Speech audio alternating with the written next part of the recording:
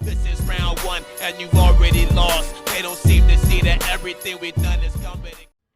What's going on, fight fans? It's Capital Combat. The name says it all. I'm Rob Jarrell, and this is the preview to a very interesting heavyweight matchup taking place tonight with Andy Ruiz Jr. taking on Luis King Kong Ortiz in, well, let's say a heavyweight tilt.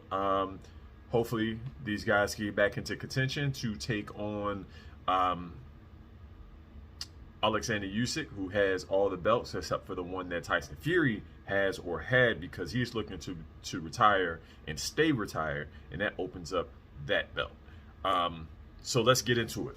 Like I said, this is a very interesting fight. These are two current top 10 heavyweight fighters that are similar in stature, not in style. You have Andy Ruiz, who's roughly 6'2" and about 260 pounds. If you watched the weigh-in, he came in very in shape, at least for him. He's a guy that would fight around 280 to 300, and he slimmed down to 260, where you can see some abs action going on. But he's only around 32 years old. We have, and taking on Ortiz is Ruiz is Luis Ortiz, who's close to about my height at 6'4", but he's only about 240 pounds, and he has about a 4-inch reach advantage. I think it's 74 to 78, just to give you, again, an idea of, I have about an 80-inch reach. So these guys are built for the heavyweight division. The only difference is Luis Ortiz is older. He's around 42, 43, but he does have a much longer reach, and his style isn't predicated on a lot of power, a lot of athleticism, but his skills as a boxer. But at this point in his career, even though he has 35-ish fights, maybe 36, I think he has a no contest in there as well, he needs to make things happen, being that he's a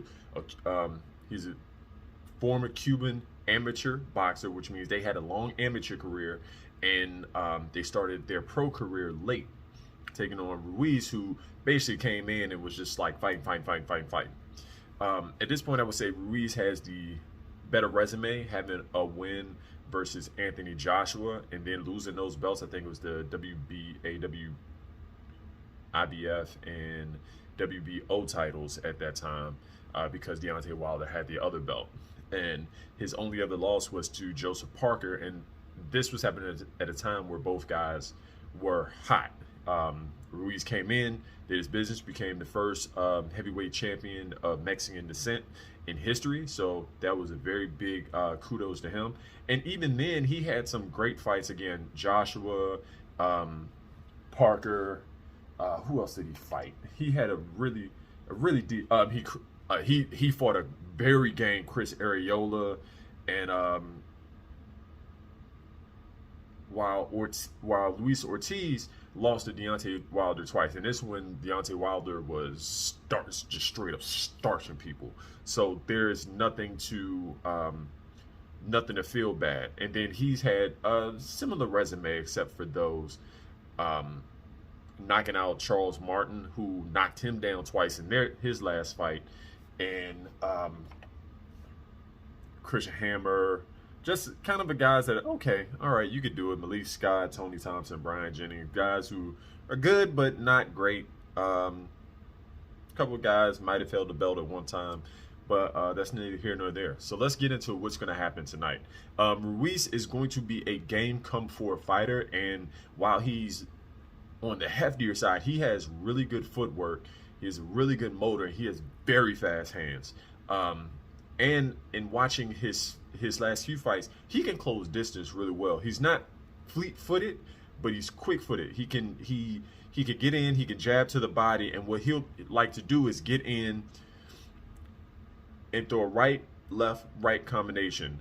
Right hook, left hook, straight right. And usually guys will duck under those first two punches because they're much more wild, but if they're not paying attention, that straight right is going to come right down the pipe, and it's going to surprise you. And the fact that he can actually take punishment, get knocked down, and get back up says a lot. In his fight with Chris Areola, he was knocked down once and hurt other times in the fight, but he was able to recover and keep moving forward. he can be caught between his punches. When he gets a little too wild, and this is what Arreola did, he just threw a right over the top, hit Ruiz right in the side of the head, right on the top of the head, and that's what staggered Ruiz a lot of the time. And I'm looking for that in this fight. For Luis Ortiz to maintain his distance, work that jab from the southpaw stance, go to the body often with the jab, and really, set traps for Ruiz as he's starting to come in with some feints.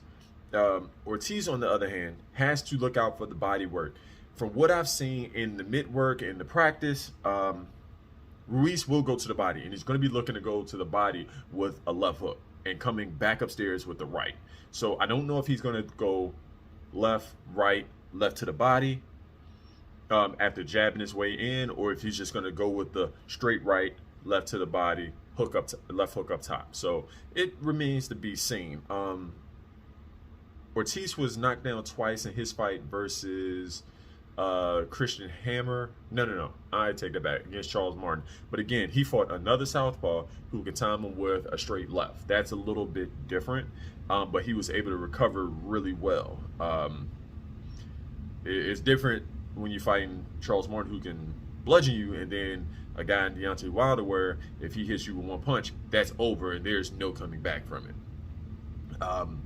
I think with Ortiz, he gets caught upright a little bit more than I would prefer. He's going to have to go to the body. That left jab, that right jab is going to be very important, because he's going to have to be able to deter Ruiz from stepping into his comfort zone.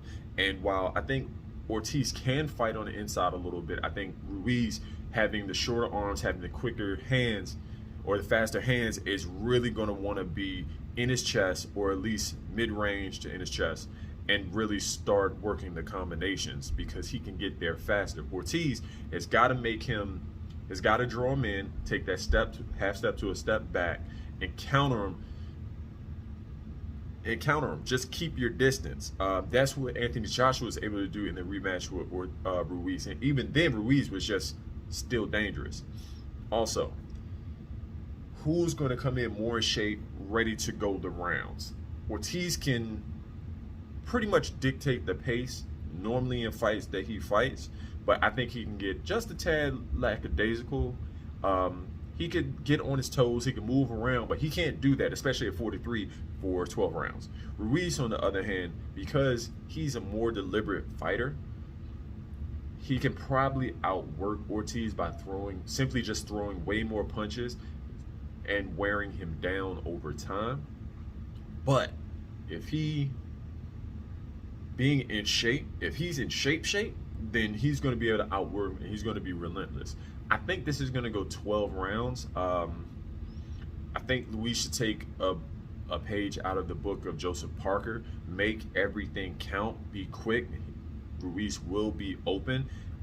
He's got underrated defense, but it's not something that he can consistently pull off. And I just don't see Ortiz, who has a really good knockout percentage for his number of fights, is just against the guys that he's fought. I'm not going to say they have questionable chins, but they got questionable chins. Maybe except Brian Jennings, but that you're talking about back in 2015. That was 7 years ago. So I'm looking for... Actually, I don't know who to pick in this fight. That's very strange. I just know it's going 12. I just don't think Ortiz is going to be able to overwhelm Ruiz enough to knock him out. We've seen Ruiz hurt. We've seen him knocked down, especially in the Joshua fight and the Arreola fight, but he recovers very well. And unless Ortiz can stay on top of him and look for that returning fire when Ruiz is hurt, I think he will be more careful not to get caught up in a brawl with Ruiz. That's the last thing he wants, is to not get caught up in a brawl. So he's got to fight smart. He's got to be able to move backwards, set the traps, make him come in, throw him between those punches, and make everything count. Ruiz, simply outwork him, go to the body, take his legs away. At a certain point, when he moves back, you want him to move back slower and into the ropes, and that's when you start unleashing. If there is a knockout, it's going to be on Ruiz's side. But I think this is going 12. I think it's going to be a split decision. I just don't know who in favor. Heads telling me, heart's telling me Ruiz, heads telling me Ortiz, simply because I think he has the skills to stay away and play it safe and make it count. That's all I got for you guys. Tell us what you think. Put it in the comments down below. Are you taking Luis Ortiz, or are you taking Andy Ruiz? If you haven't already, hit that subscribe button, hit that like button, hit the bell icon so you can get the latest and greatest from myself and Hakeem regarding boxing, MMA, and hopefully we can keep up with kickboxing as well as Bellator, maybe ONE FC, anything that we can get our hands on. Hell, I've started watching more collegiate and Olympic style wrestling, and I've seen some amazing things. So it's not as boring as you think it would be. Until next time, guys, thanks for watching. Fight on.